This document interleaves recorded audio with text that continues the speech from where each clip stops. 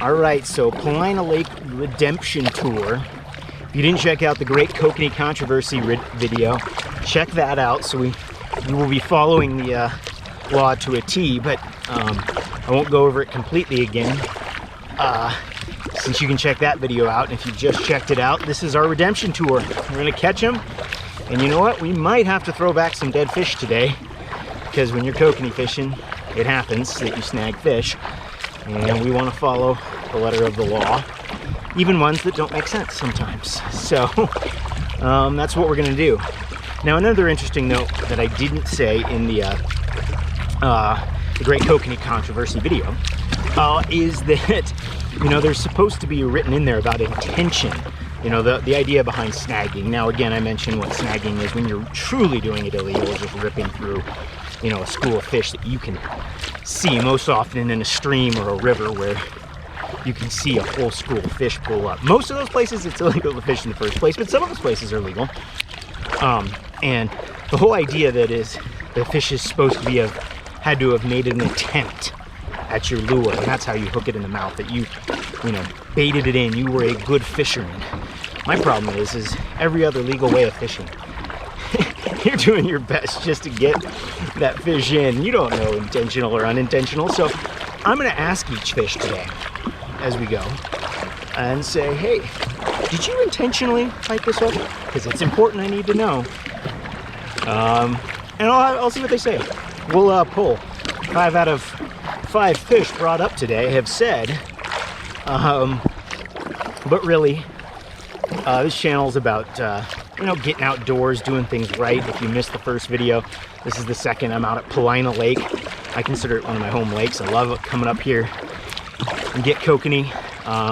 It's just such a great fish. You can also check out on the channel when I smoke the kokanee with my son and my daughter helping me out. And it's a whole family thing, really. That's what the channel's about, is family. Myself and Rob Gunderson, longtime fisherman hunter. It's family, safely out enjoying the outdoors, hearing tips from other people, taking you to some of the places we've been to, and then sometimes taking you to places we've never been or trying out. I've been to Crane Prairie before, but I've never been for kokanee, and you can check that video out. Not as successful. Here at Paulina, I can limit pretty much most of the spring and early summer until they go down a little deeper. But it was man versus storm, straight from the Sea of Galilee. Like, okay, not that bad. I wasn't running to Jesus in the back of the boat asleep, asking him why I perished. Though if you watch the video, yeah, I do joke about that. But the conditions were sleet, and I pretty much surfed my way in. So check out that video as well. But yeah, we're out here today. Beautiful. A lot more boats this time. You know, when I first came out here, I had to drag stuff through snow and got out on the water, and there was a few boats, but we'll see what the fishing's like today with as many boats are out on the water. But heading out, trying to get out to about 100 feet of water. Anywhere from 100 to 130 foot of water. That's usually where the kokanee like to hang out. Now, they don't hang out that deep. They can be anywhere from 50 to 25 feet of water. I've had more success at 20 to 25 feet traditionally, but like I said, so far this year, they were down a little deeper, which was surprising because it was colder. But we'll see where they're at today and see if we can't limit out in the legal way, by the letter to the T to the dot of the I of the law here at Paulina Lake. And yeah, so I'll hit you up when we're ready to fish. All right, so setup, simple Kokaneator. I'm going with a shorter one this time. See if that helps with some of the snagging. We'll see. Just some kokanee juice right on that bad boy. Let's see if we can get you angled over here. Little goes a long way. Down there. We'll keep the bigger one in reserve, but I mean, it's pretty simple. I have a great rod for it, the Lex LC with the depth counter, line counter, and it's one of my favorite setups, if you can see there. And the pole's a little long, you know, that's the way they make them, but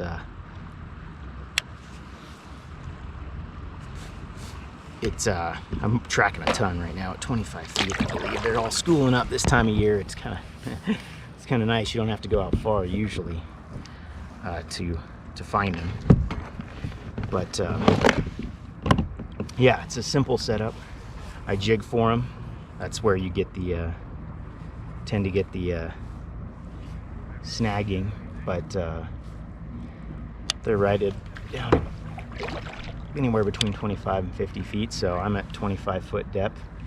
Got to be above them. Kokanee tend to swim up to attack, and I can see my lure now kind of going right through the schools.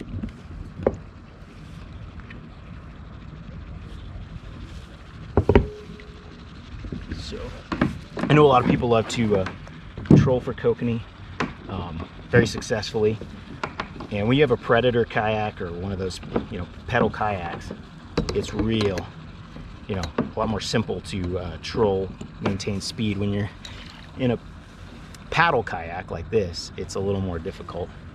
You know, I'm gonna come back to this. I'm gonna find another section of water here.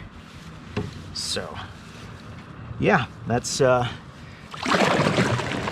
gonna drift out on over into a little bit deeper, only 89 foot of water here. But that's the setup. It's really simple. That's what I love about it. No complicated flashers and switching trolling hookups and everything. You can come out here like me, a weekend fisher, and you can come out and limit out on those beautiful kokanee. Not huge. I've seen bigger at other lakes, and that's why I'm going to attack Crane Prairie, see if I can't find some there. But the last ones we caught this year seemed to be a little bit bigger. Of course, that was early on before it was really heavily fished, but yeah, we're gonna see if we can attack it here and limit out on some good sized ones like I did last time. And they're so delicious, so easy to just clean and fix up, and you don't have to mess with the streams or the rivers and trying to go for steelhead or the salmon. There, obviously your payoff's a lot bigger, but you catch a few of these, just makes a good meal, and yeah, it's just delicious to eat. So we'll see what we can do here. Jigging, they're in 50 foot of water here. So again, normally most years I've had a little bit more trouble getting them when they get down to that depth. But last time caught quite a few, last couple of times at that depth. So we shall see. Of course, my fish finder's acting up today with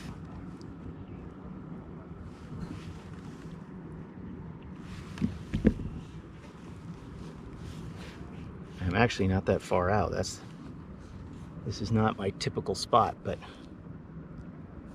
if I'm marking them.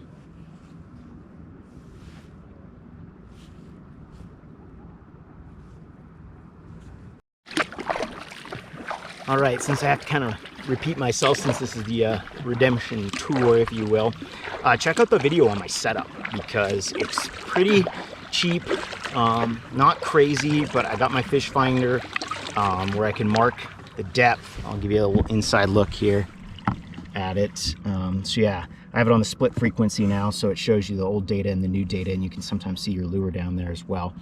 But it's a simple setup that I really love, and allows me to get out here again on the water and not have a huge boat to launch, and with a fish finder on it,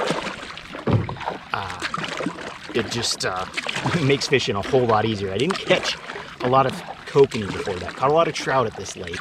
I still have it, but I want to catch some browns, and my buddy Joe and I, another Joe, that's on our list, as I'm seeing fish jump all over the place here.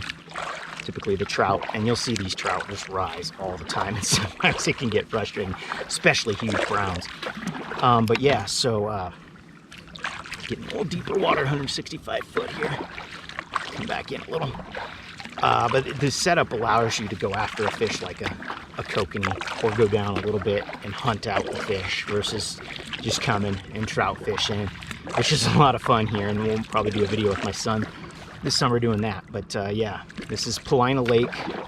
It's a Crater Lake, natural Crater Lake formed. There's twin lakes, East Lake and Crater Lake. We'll do East Lake as well, but they're formed by the Newberry volcanic eruption. Huge fish just showed right out there. So yeah, it's just a beautiful spot to come and fish. So still tracking around 50 feet. So we're gonna go down and see and kind of drift.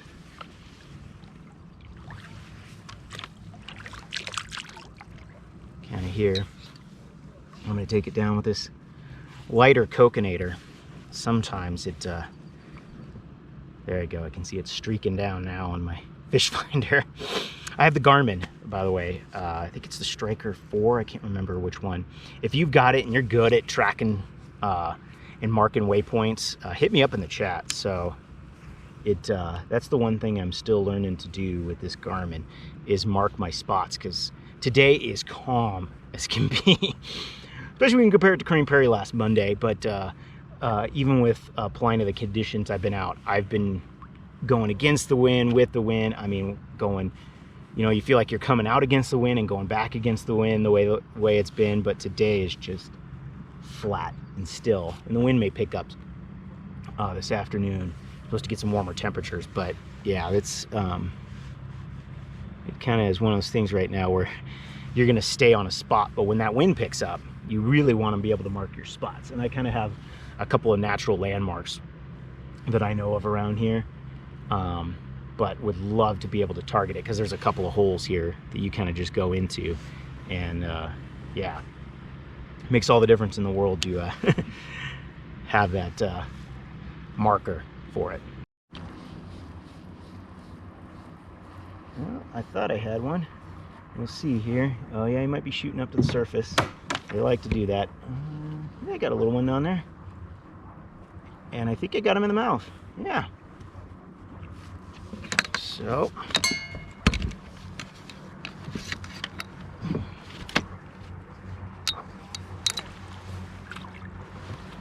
All right.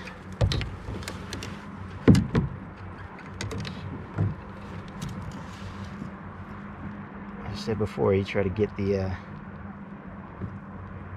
know what? Nope. He's behind the gill. So, we're gonna have to, first law breaking of the day, if you will, of following the law and breaking another. I'm gonna have to let this guy go. So, he's torn up pretty bad, but looked like maybe it went through his mouth and into the gill, but I can't tell. And I am going to follow this law to a T, because I'm not getting in trouble again. So, first one of the day, and he's off now. And he's hurt pretty bad, but per the Oregon State Trooper and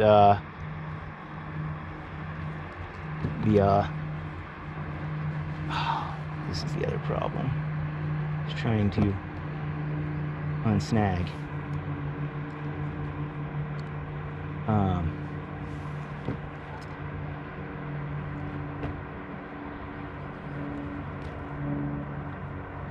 So I'm gonna have to release this fish here. I can get the net unhooked so I can safely do so. Get him out of the net and then back into the water as fast as I can here. But I want to show you at home there, he got hooked behind the other side, right near the gill. It's probably hard to see. Try to get this. This is kind of what we were talking about on the last video here. He's kind of hooked in the side there. Oh, but we're gonna throw him back because that's not the mouth. So there he goes. And as you can see, he's not gonna make it. I'm gonna see if I can get over and get some water in his lungs, but he hopped right out of my net. It's hard to control him. Okay, so I got him to go back down, I think. We'll see how long he lasts. He was not in good shape. But there you go. There is the law fulfilled. So we're going to go try to get another one. And we'll see if that fish actually lasts. But yeah, that's following it to a T. It was right behind in that gill area where you don't know. Sometimes they strike and they have those soft mouths and it rips through, but I'm not taking any chances this time. And if I don't see a clean hook in the mouth, I'm gonna follow that. We'll go right back down and get another fish, and if he dies, well, that's the way it's that's the way the law's written, and it works. Doesn't make sense for conservation wise.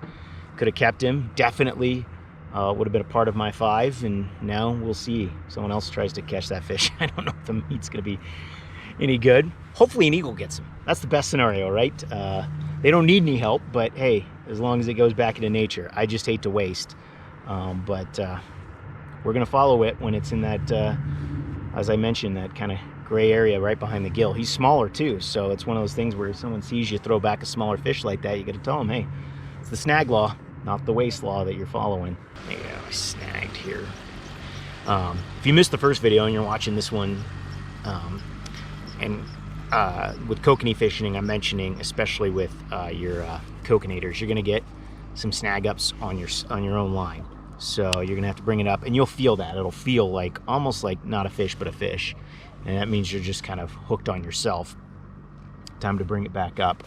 And I'm slowly drifting in here. I'm gonna try to head back out a little this way and see. But yeah, about 50. Marking more at 50 than I am at 20 to 25, which is really interesting. That's still even. I know warmer weather fish like to go down in the cool, but we haven't had that warm of weather. The temperature of the lake is up from almost 10 degrees. But the interesting thing is they were down deep even when it was 38 degrees. I'm marking at 47 degrees here now today. Temperature that day was mid 60s. If it got to that, by the time I was off the lake at 11:30, it wasn't there yet, and a lot cooler. My original video, you could tell I had a hood on, and it'll get cool out here, even if it's in the 70s to 80s back the valley floor up here, the altitude. You're talking, yeah, some cooler temperatures sometimes, which makes it nice. But right now, today should be perfect. Oh, I got off. Oh, no, he's still on there. Yeah, the fish on. He's just shooting up to the surface, coming at us. So, oh.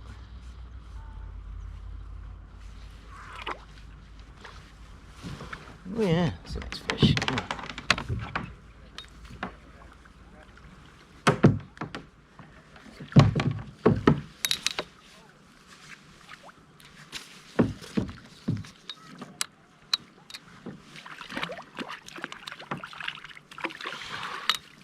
Oh yeah, and he was in the mouth, and he's already off into the net. So that's a nice fish.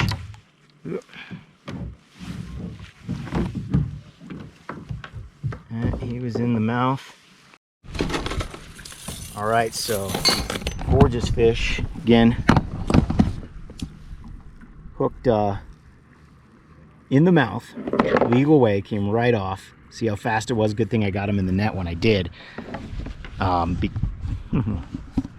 thing I got him in the net when I did, because they come off. They have those soft mouths.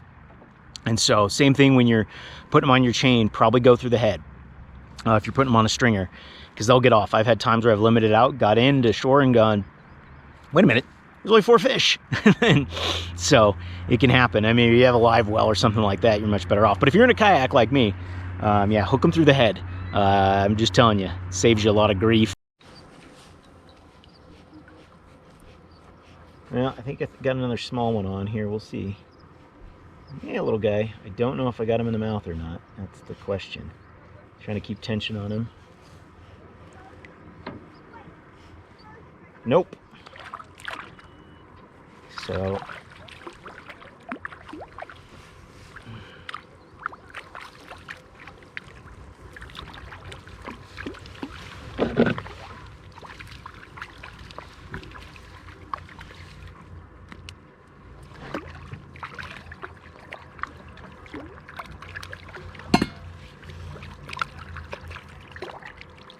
Oh, there he goes. Well, at least he came off.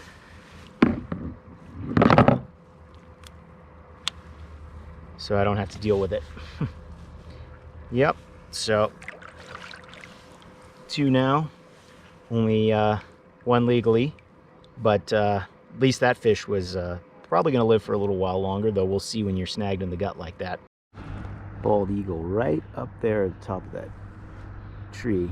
I'll have to zoom in, post-production, sitting right up there. All right, hopefully got this one in the mouth. We'll see. Oh, yeah, he's on there. Grab little guy. Gotta keep that pressure on.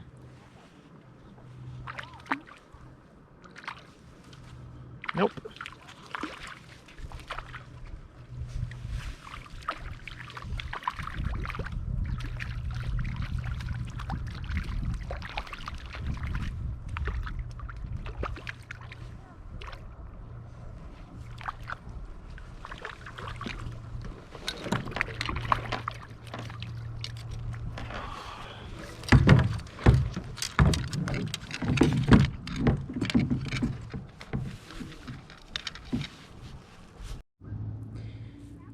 So I ran out of battery there, and of course got one in the lip, but lost it at the boat.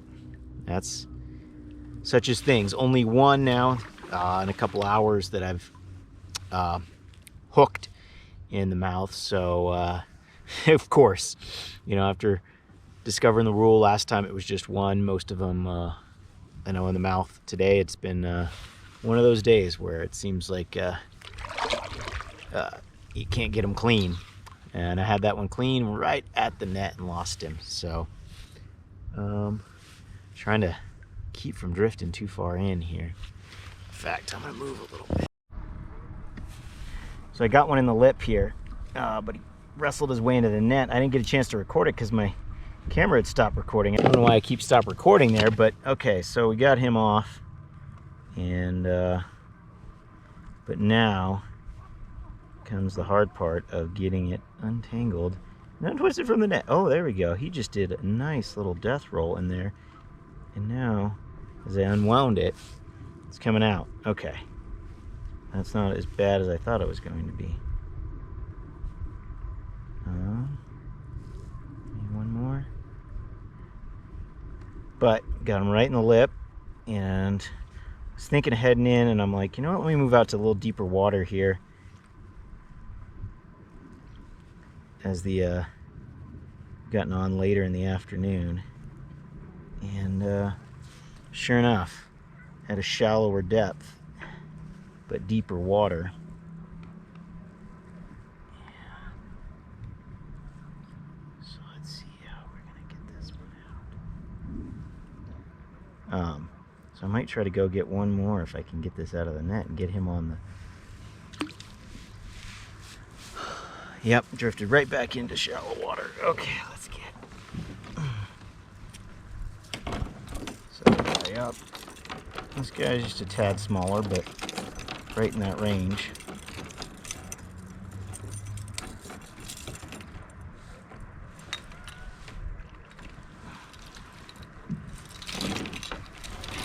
That's the boat.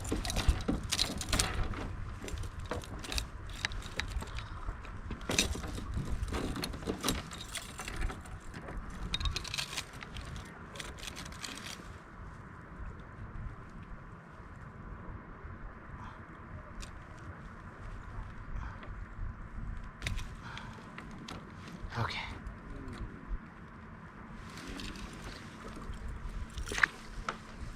Two on the lip, two down below.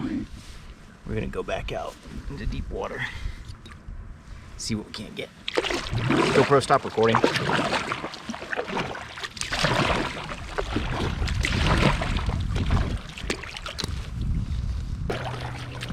All right, so that'll do it for today. Redemption tour became humbling tour, as hooking them in the lip and at legal limit was a little more difficult, but that's okay. Got 2 nice sized fish. Had 3 successful days out on the water. so far this year at Paulina. This will be the last video here for a while. We'll try, I heard East Lake is down, but the fishing is good because they're kind of concentrated. Same kind of fish. They got kokanee in there. They got monster browns, nice sized rainbows. So we'll have to head over there at some point. But yeah, if you caught the other video and caught this one, I think it's good because you can kind of see the difference in the day and what it's like to try to hook the kokanee and land them, especially with those soft mouths and trying to make it all on the up and up, as I said. Today just was a day of catching a lot in the morning, but not catching them where I could keep them. So that happens. But on a day like today, where it warmed up a little bit and the bite stops, you just take what you can get. And it's a beautiful day, seeing eagle catch some fish and dive down. Mountains are looking glorious. So all in all, not a bad day out on the lake. Just not a limit day, but as everyone out there knows who fishes, there's a lot of skunk days too. As I mentioned in that video at Crane Prairie, I didn't do a whole lot of fishing. I did a lot of surviving out there. Like, click, subscribe. Appreciate you coming with us on this adventure for Central Oregon Outdoors, and look forward to seeing you on the next one.